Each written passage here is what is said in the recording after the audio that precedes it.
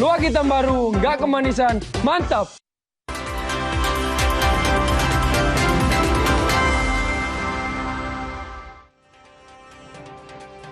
Terima kasih Anda masih menyaksikan Kompas Petang, Saudara. Pembersihan jalan yang tertimbun longsor mengarah ke Desa Parsing, Kaman, Tapanuli Utara terus dilakukan. Jalan lintas Tarutung menuju ke Sibolga saat ini belum bisa dilalui.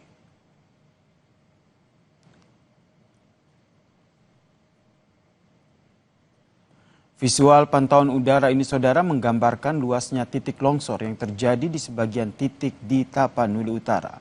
Proses pembersihan badan jalan dari material longsor saat ini mulai dilakukan. Titik longsor yang berada di ruas jalan KM 36 PLTMH AEK Raisan 2 merupakan lokasi longsor terluas di Kecamatan Adian Koting, Tapanuli Utara. Material longsor beserta tumbangan pohon menutupi badan jalan hingga 200 meter.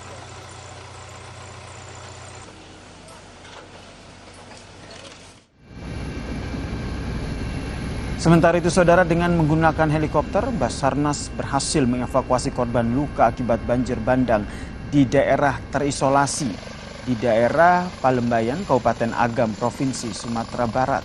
8 orang korban dibawa ke Rumah Sakit Lubuk Basung Agam.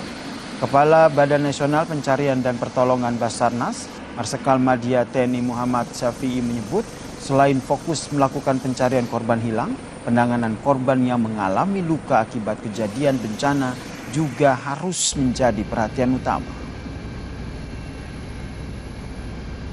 Kita menuju ke lokasi, ternyata jauh dari apa yang saya perkirakan. Kita sampai di sana, ternyata cukup banyak. Sehingga keputusan kita, korban yang kita angkut karena kondisinya luka terbuka, rata-rata akibat luka pada saat terjadinya bencana waktu itu. Jadi rata-rata luka itu sudah luka patah dan terbuka yang sudah hampir 6 hari. Itu kondisi yang terjadi.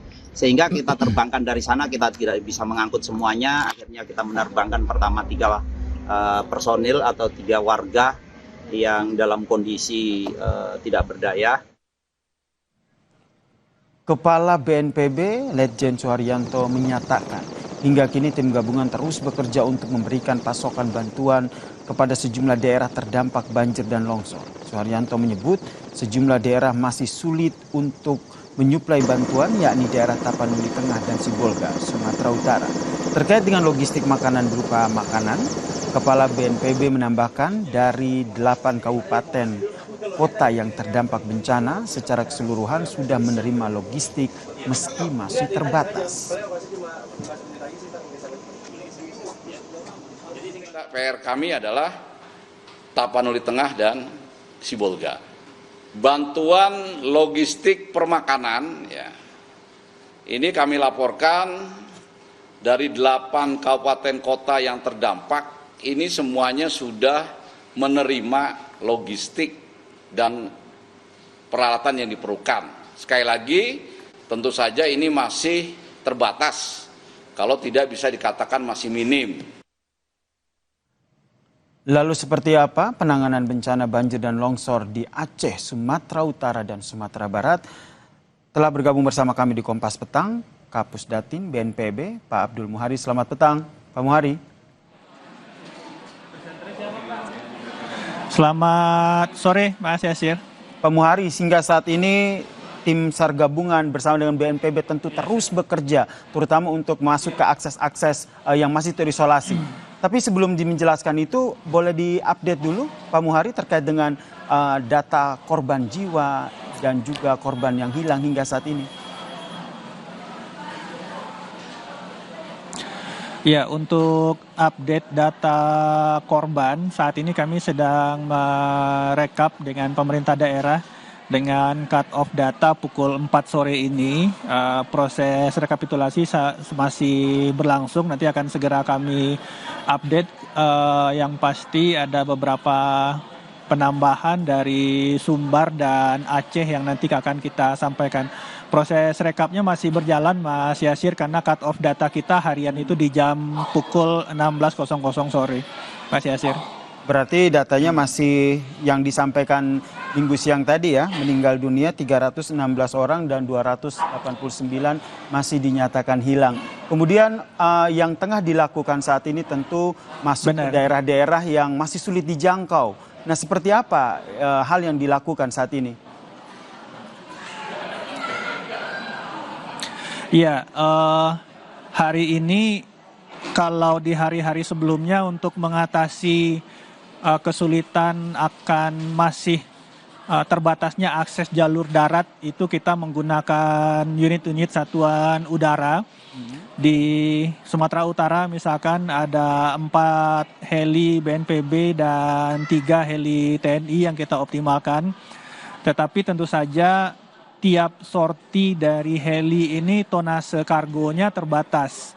Artinya satu heli itu tonase kargo yang bisa dibawa rata-rata 800 kg hingga 1,5 ton. Tentu saja ini untuk memenuhi kebutuhan masyarakat yang kadang dalam satu kabupaten kota itu ada yang mengungsi hingga 20.000 jiwa, ini akan butuh waktu. Kemudian di hari ini kami menggunakan jalur transportasi laut itu untuk menjangkau 5 daerah di Sumatera Utara dan 5 daerah di Aceh. Ini ada 2 transportasi laut menggunakan kapal penghubung yang mengangkut tonase bantuan hingga 11 ton. Jadi sangat signifikan. Jadi jika dibandingkan dengan unit udara yang rata-rata 800 kilo hingga 1,5 ton, ini melalui jalur laut ini kita bisa membawa 1 kali sorti itu hingga 12 ton. Jadi kita harapkan ini bisa cukup signifikan dan tentu saja jalur udara dan laut ini akan terus kita optimalkan dalam beberapa hari ke depan. Sembari terus membuka akses jalur darat ya, karena informasinya seperti dari Ketapanuli Tengah, kemudian Sibolga ini masih sulit dijangkau. Tapi ini mau memastikan saja kondisi para pengungsi yang masih bertahan di sana secara logistik dan bantuan masih aman ya? Ya memang ada beberapa kepala daerah, jadi kami setiap malam pukul 20.00 selalu melakukan briefing dengan kepala daerah untuk mengetahui ketersediaan buffer stock di masing-masing kabupaten kota. Memang ada beberapa kepala daerah yang menyebutkan buffer stock mereka untuk ketersediaan pangan bagi masyarakat itu mulai menipis. Nah, ini yang kemudian kami jadikan prioritas untuk sorti, baik itu sorti penerbangan maupun sorti laut pada hari berikutnya. Seperti halnya tadi malam, Bupati Sibolga juga menyampaikan ada mulai kekurangan atau menipisnya buffer stock di Sibolga. Pagi ini 3 heli kami sudah jalan 2 sorti per helinya, jadi sudah 6 sorti itu mendropping bantuan ke Sibolga. Ini yang tetap kita lakukan. Memang informasi dari pemerintah daerah akan sangat krusial supaya kami bisa menentukan skala prioritas pada sorti logistik, dropping logistik, baik itu melalui jalur udara maupun jalur laut pada hari berikutnya, Mas Yasir. Mapping ini yang penting untuk dilakukan ya Pak Muhari, sehingga betul-betul bisa diberikan distribusi bantuan secara optimal begitu di lokasi-lokasi yang hingga saat ini mereka masih terisolasi gitu. Ada kendala tidak? Mungkin kurangnya armada, wah harusnya nih lebih butuh banyak helikopter lagi nih, atau armada laut harus diperbanyak lagi, mengingat ini kita berkejaran dengan waktu karena para pengungsi di sana mereka tentu ya, berharap sekali bantuan berupa makanan ini segera tiba. Ya, memang pasti akan ada kondisi-kondisi yang membuat keterlambatan atau keterbatasan dalam dropping bantuan. Tetapi tentu saja kami di lapangan selalu akan berupaya sekuat tenaga untuk mencari solusi-solusi dari hambatan tersebut. Pertama, ketika kita tidak bisa mengakses darat, kita menggunakan jalur udara, dan ini pada hari ketiga, hari keempat ketika cuaca mulai cerah, mulai cukup optimal. Tetapi kemudian tonase dari jalur udara ini juga terbatas. Dan kadang-kadang pada sore hari ketebalan awan juga mengganggu keselamatan penerbangan. Kemudian kita mencari lagi solusinya via jalur laut. Ada kapal-kapal cepat yang bisa kami optimalkan, bisa kami gunakan untuk mendropping bantuan dalam tonase yang lebih besar. Sehingga dalam satu kali trip kita bisa menjangkau 4 sampai 5 kabupaten. Dan ini juga kami lihat juga cukup menjanjikan upaya dari laut, sehingga nanti mungkin dalam 2-3 hari ke depan unit-unit dari kapal yang akan kita gunakan akan kita perbanyak supaya dropping logistik ini bisa lebih optimal, bisa banyak kita angkut dan menjangkau beberapa daerah dalam waktu yang sekali jalan. Bersamaan dengan itu, Kementerian PU dan pemerintah daerah juga sekarang mengakselerasi pembukaan akses-akses jalan yang masih tertimbun longsor. Dan ini juga kita update terus kondisinya, sehingga kalau ada satu jalan penghubung kabupaten yang sudah terbuka, maka besoknya dropping akan kita lakukan via jalur darat yang secara otomatis tentu saja dengan menggunakan truk ini juga tonasenya lebih besar. Ini juga kita terus sesuaikan dengan dinamika di lapangan, apapun opsinya akan kita lakukan, Mas Yasir. Bang Muhari, di Aceh ada akses listrik yang masih terputus, update-nya seperti apa? Ya, ada satu gardu yang terganggu dan ini melalui menggunakan pesawat Hercules sudah dibawa komponen-komponen pengganti dan saat ini sudah digeser dan mulai dikerjakan di lokasi. Kita harapkan tentu saja dalam 1-2 hari ini mudah-mudahan bisa segera pulih, Mas Yasir. Ini harapan kita bersama. Kemudian ini juga ramai diperbincangkan. Kemudian juga ada juga beberapa rekan dan juga teman yang begitu peduli dan ingin menyampaikan bantuannya. Adakah dari BNPB sendiri mengakomodir begitu animo dari masyarakat sehingga betul-betul bantuan yang diberikan dari berbagai elemen masyarakat untuk saudara kita di Sumatera ini bisa tersalurkan tepat sasaran? Iya, BNPB bersama TNI dan Polri tentu saja kita membuka pos dukungan bantuan di Halim.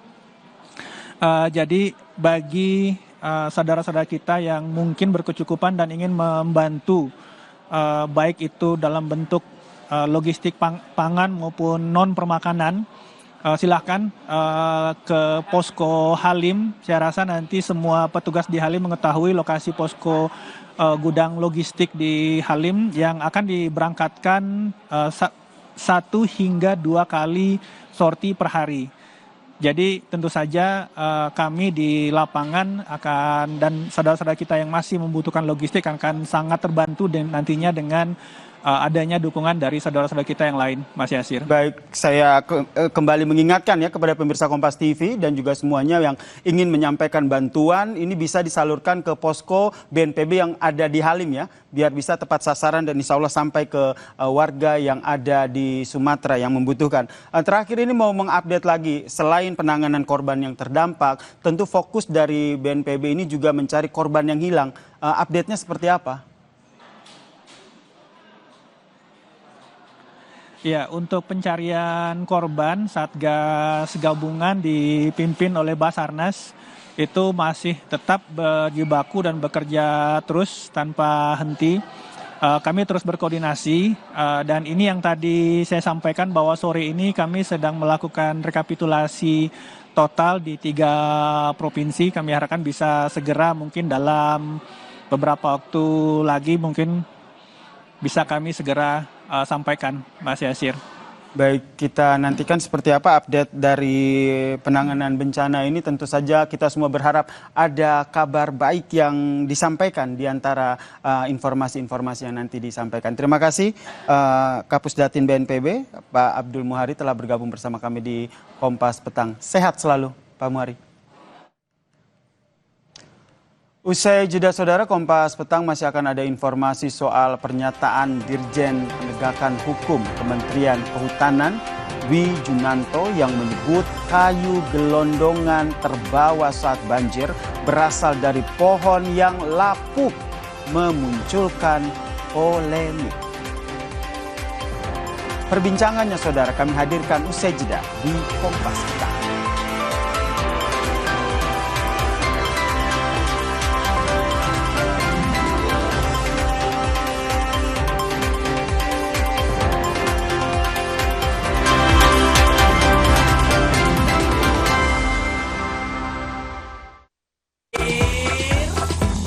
Luwak hitam baru, nggak kemanisan, mantap! Asra itu men-challenge saya untuk bangun SDM tidak hanya di satu titik. Masyarakat yang dulunya menebang, sekarang menjadi pemandu wisata di kawasan Nyara ini.